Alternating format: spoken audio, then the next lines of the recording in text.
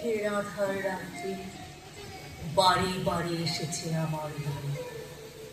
একমাত্র অস্ত্র তার দেখেছিল কষ্টের বিকৃত ভাব, ত্রাসের বিকট ভঙ্গি যত, অন্ধকারী ছলনার ভূমিকা তাহার। যতবার ভয়ের মুখোস্তান করেছে বিশ্বাস, ততবার হয়েছে অনর্থ পরাজয়।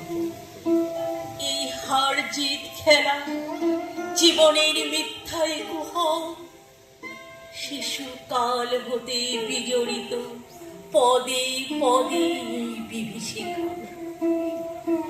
দুঃখের পরিহাসে ভরা ভয়ের বিচিত্র চলচ্ছবি, মৃত্যুর নিপুণ শিল্প বিকীর্ণ আধারে। 1941-এ 30শে জুলাই রবীন্দ্রনাথ তার সৃষ্টির শেষ পথে, শেষ বাঁকে, শেষ প্রহরীর প্রতীক্ষায়। এই দিনে তার শেষ কবিতা, শেষ চিঠি, শেষ স্বাক্ষর। তার জানা ছিল না তার দেহে সেদিনই অস্ত্রোপচার হবে। তারপর অবশিষ্ট দিনগুলো অস্থিরতা সহ প্রায় অচৈতন্য অবস্থায় কাটবে। শান্তিনিকেতনে অসুস্থতার দিনগুলিতেই ডক্টর বিধানচন্দ্র রায়ের কাছে শুনেছিলেন অপারেশনের সম্ভবপরতার কথা। তার আপত্তি ছিল কাঁটা ছেঁড়ার। কবিরাজ বিমলানন্দকে তিনি বলেছিলেন, দেখো হে, তোমরা আমার কিছু করতে পারো কিনা। ছেলেবেলা থেকে আমার শরীরে কোনো অস্ত্রাঘাত হয়নি, শেষকালে কি যাবার বেলায় আমাকে ছেঁড়া খোড়া করে দেবে। ব্যক্তিগত অনিলচন্দ্রের স্ত্রী রানীচন্দ্রকে বলেছিলেন, মানুষকে তো মরতেই হবে একদিন, একভাবে না একভাবে এই শরীর শেষ হতে হবে। তো এমনি করে শেষ হোক না, মিথ্যে এটাকে কাটা গুটি ছেঁড়া ছেড়ে করবার কি প্রয়োজন। তাকে বোঝানো হয়েছিল যে যন্ত্রণায় কষ্ট পাচ্ছেন তিনি, তার উপশমের জন্য যদি অস্ত্রোপচারই একমাত্র পথ হয়, তো কবি যেন তা অমত না করেন। কোনো মন্তব্য করেননি রবীন্দ্রনাথ, কিন্তু তার শরীরের ভাষায় অনিচ্ছা লুকোনো ছিল না। তিনি তো আগেই বলে দিয়েছিলেন, গাছ থেকে শুকনো পাতা যেমন আপনি ঝরে যায়, পক্ক সুপারি ফল যেমন বৃন্ত থেকে আপনি খসে পড়ে, আমারও ঠিক তেমনি ভাবেই সহজে বিদায় নেওয়ার ইচ্ছে। চিরকাল ফুলের মতো, ফলের মতো, শুকনো পাতার মতো আমার স্বাভাবিক পরিসমাপ্তি ঘটুক। এই দুর্লভ মধুময় মধুময় পৃথিবীর ধুলি অন্তরে নিয়েছি আমি তুলি। এই মহামন্ত্রখানি চরিতার্থ জীবনের বাণী, দিনে দিনে পেয়েছি সত্যের যা কিছু উপহার, মধুরসে ক্ষয় নাই তার। তাই এই মন্ত্রবাণী মৃত্যুর শেষের প্রান্তে বাজে, সব ক্ষতি মিথ্যা করি অনন্তের আনন্দ বিরাজে। সেই স্পর্শ নিয়ে যাবে যবে ধরণী, বলে যাব তোমার ধুলের তিলক পড়েছি ভালে, দেখেছি নিত্যের জ্যোতি দুর্যোগের মায়ার আড়ালে, সত্যের আনন্দ রূপ এই ধুলিতে নিয়েছে মুরুলি। এই যে এই ধুলায় রাখিন প্রভু। তাকে বোঝানো হলো ছোট্ট একটা অপারেশন, এটা করিয়ে নিলেই তার আচ্ছন্ন ভাবটা ঠিক হয়ে যাবে। পরের 10 বছর আবার আগের মতো লিখতে পারবেন। নীলরতন সরকারকে একবার জানানো হয়নি এত বড় একটা সিদ্ধান্ত।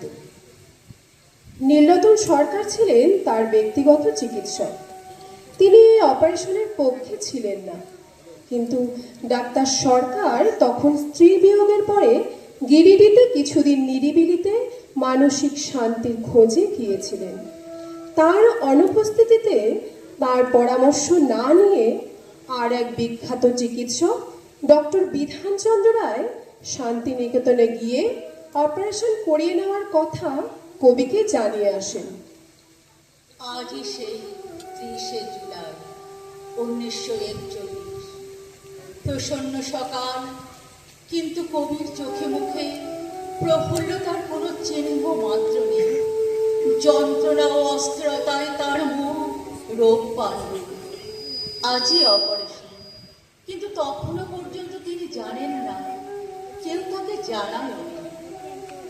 সকালবেলায় মুখে মুখে রচনা করলেন তার জীবনের সর্বশেষ কবিতা।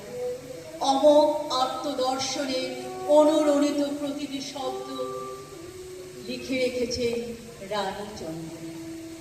বলতে বলতে হাঁপিয়ে পড়লেন, থেমে গেলেন কবি। দৃষ্টত তিনি অপসাতেই আচ্ছন্ন, চুপচাপ চোখ বুঝে রইলেন। তারপর ক্লান্ত আচ্ছন্ন কণ্ঠে স্ফলিত উচ্চারণে আবার যোগ করলেন আরো কয়েকটি লাইন। আবার কিছুক্ষণ চুপচাপ চোখ বন্ধ করে শান্ত স্থির হয়ে রইলেন কবি। দেখতে চাইলেন বৌমা প্রতিমা দেবীকে। তিনি তখন শান্তিনিকেতন। রানীকে বললেন প্রতিমাকে চিঠি লিখতে। 1 লাইনের চিঠি। লেখা শেষ হলে কাঁপা কাঁপা হাতে সই করে দিলেন বাবা মশাই। হাজার হাজার চিঠি লিখেছেন যে মানুষটি অনলস আন্তরিকতা। এই হলো তার শেষ চিঠি, শেষ স্বাক্ষর। বারান্দাতে কবির জন্য সাজানো হয়েছিল অস্থায়ী অপারেশন থিয়েটার। তাকে হাসপাতাল পর্যন্ত যাওয়ার ধকল সইতে হয়নি। অস্ত্রোপচারের আগে ডক্টর ললিত মোহন বন্দ্যোপাধ্যায় মোটামুটি প্রস্তুত হয়ে রবীন্দ্রনাথের কাছে এসে বললেন, আজ দিনটা ভালো আছে, তাহলে আজই সেরে ফেলি, কি বলেন? বাইরে আকাশের দিকে চেয়ে ডাক্তারবাবু রৌদ্রকর উজ্জ্বল সুন্দর একটি সকালের ইঙ্গিত দিলেন বোধহয়। একটু অবাক হয়ে কবির জিজ্ঞাসা, আজই? তারপর সকলের দিকে কেমন যেন বিহবল চোখে তাকিয়ে বললেন, তা ভালো, এরকম হঠাৎ হয়ে যাওয়াই ভালো। অপারেশন হলো, সেলাই ব্যান্ডেজ হলো। কেমন যেন একটা ঘোরের মধ্যে আচ্ছন্ন অবস্থায় ঘরের পুরনো শয্যায় তাকে ফিরিয়ে আনা হলো। যে 2-1টা কথা বলতে পারলেন, তাতে বোঝা গেল কাটাকুটির সময়েই তাঁর লেগেছে, ব্যথা পেয়েছেন কবি। তখনও পেনিসিলিনের আবিষ্কার হয়নি। অধিকাংশ ক্ষেত্রেই দেখা যেত অস্ত্রোপচার সফল, কিন্তু রোগীর মৃত্যু অবশ্যম্ভাবী, কারণ অন্যতর উপসর্গের উৎপাত, যার নাম ইনফেকশন। এক্ষেত্রেও ঠিক তাই ঘটেছিল। অস্ত্রোপচারের পর যে অস্বস্তি ও আচ্ছন্নতা নিয়ে রবীন্দ্রনাথ পেলেন, তা আর কাটিয়ে উঠতে পারলেন না। ললিত মোহন কবিকে একবার বলেছিলেন, আপনার বেশি লাগেনি, বলুন।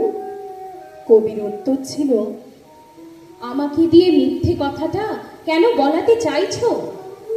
হ্যাঁ, আরো বললেন, জ্যোতিকে আমি একবার জিজ্ঞেস করতে চাই, সে যে আমাকে বললে একটুও লাগবে না, তার মানে কি? এরপর কবির গায়ে জ্বর ফুটলো, হিচকি শুরু হলো এবং ক্রমান্বয়ে তা বাড়তে লাগলো। কিডনিও ঠিকঠাক কাজ করছে না। আচ্ছন্নতার ঘোর আরো ঘন হলো। তখনই গিরিডি থেকে খবর দিয়ে আনানো হলো ডক্টর নীলরতন সরকারকে। তিনি এলেন, নারী দেখলেন, পরম মমতায় রোগতপ্ত কবির কপালে হাত বুলিয়ে দিলেন। তারপরে নীরবে নত মুখে উঠে দাঁড়ালেন। তার চোখ ভরে জল, কিছু বললেন না, বলার দরকার যে ছিল না। পথে তোমার নিস্তব্ধ বিষণ্ণ সেই ঘরটিতে প্রায় ঘুরিয়া অচেতন কবির আত্মজনের আপনা হতে কুসুম ওঠে ভরিয়া।